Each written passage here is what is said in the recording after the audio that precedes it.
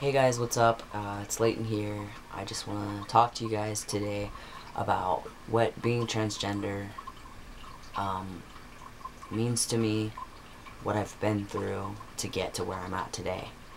I'm going to first of all tell you guys that there are a few trigger warnings concerning self-harm, suicide, and also just things that could give you possible dysphoria.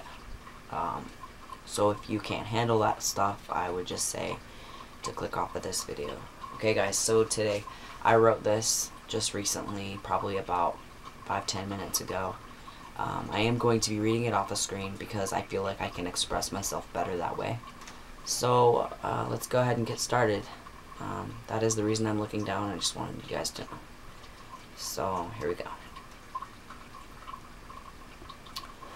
So for those of my family and friends who do not understand what being transgender is like and why I choose to live my truth, I am here today to give some light to my struggles before realizing who I have always been.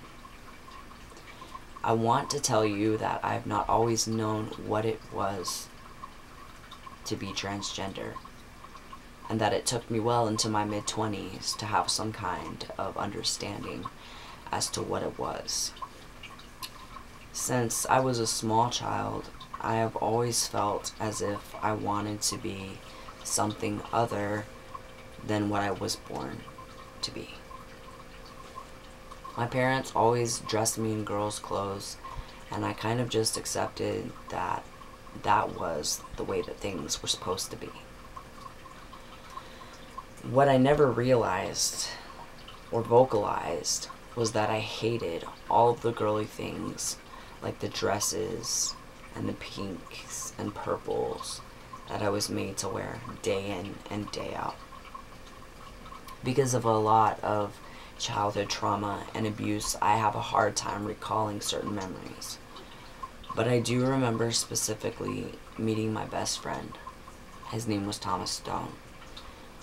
And realizing when I was around him that I felt more of myself than I ever had. Him and I would always go to the ditches and catch tadpoles and get dirty playing in the mud and water. I also remember riding bikes with him and wanting to race him. We would wrestle and do the things that young boys would do. But I hated being smaller than him and wanting to be big enough to play with him and not get hurt. If I would have had a choice to dress the way I wanted to, it would have been a pair of jeans and a t-shirt every single day. The first time I ever had my hair semi-short, I remember a photo of myself smiling so big. My mom was so angry, but from the look on my face, I thought it was brilliant. I never liked my long hair and all the work it took to keep it from getting tangled. I spent my younger years, up until I was a teenager, trying to figure out what it was that was so different about me. I tried to continue dressing the way society told me to be. And I even got to a point where I would dress super girly and wear makeup. It never felt 100%, and I just couldn't understand why.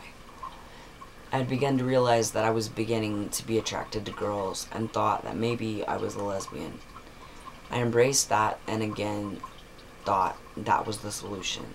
Years later, I cut off all of my hair and finally began to feel some type of satisfaction. I bought my first male clothes and began wearing them on a full-time basis. I could feel myself over-masculinizing and trying so hard to be male so that I would fit in and be recognized as one of the guys. At the time, I thought the reason I was doing this was to protect and shield myself from men and their wandering eyes. I was certain that the rape, sexual assault, and molestation I had endured were the reason. I was so frustrated that I was not respected and treated like them. At this time, I still had no idea that transgender people existed or what the word even meant. It wasn't until I was about 26 or 27 that I met the first transgender person, my now ex-best friend. I remember being around him and feeling something inside of myself that said, hey, that's you. But I never let myself truly be in touch with those feelings. I kept pushing it aside and telling myself that this is the way that I was born and I should not change that. I denied it for so many years, and when he asked me to transition with him, I said no. I had not come to that point in my life where I was ready to embrace my truth. It took many years after that to come to terms. Between that time and right now, I did a lot of drugs and became an alcoholic to the point where I was selling my belongings to be able to get alcohol. It was horrible, and it was all because I wanted to escape this life and its misery. I hated myself, and all I wanted to do was exit out. I became homeless on more than one occasion, broke many relationships with people, and even tried to take my own life within the span of 5 to 6 years.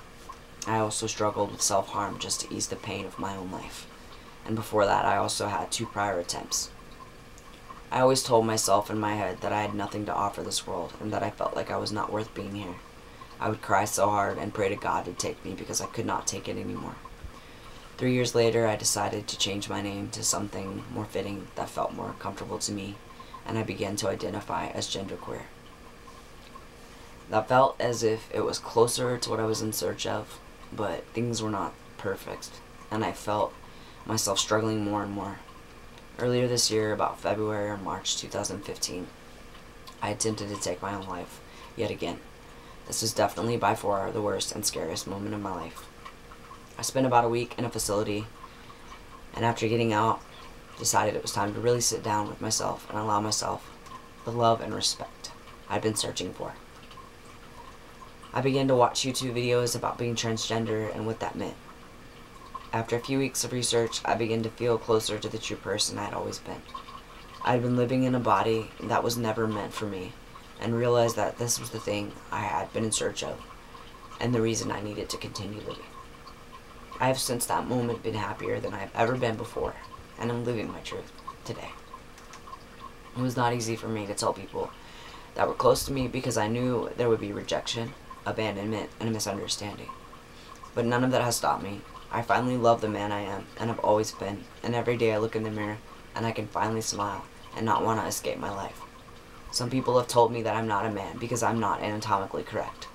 But I'm here to tell you that I am just as much of a man as you are, and regardless of what is in my pants. Regardless, genitals do not define my gender. For everyone who's been here for me and continues to support me through my journey, thank you from the bottom of my heart. I love you guys so much, as I know you do too. For all the people out there who are struggling to understand who they are, or are afraid to come out, I want you to know that you have my support, and many, many others' support. Surround yourself with those people and forget the rest. Embracing your truth will be the best thing you have ever done for yourself. So until next time, I hope you have a wonderful day and an even better life. Love, Layton.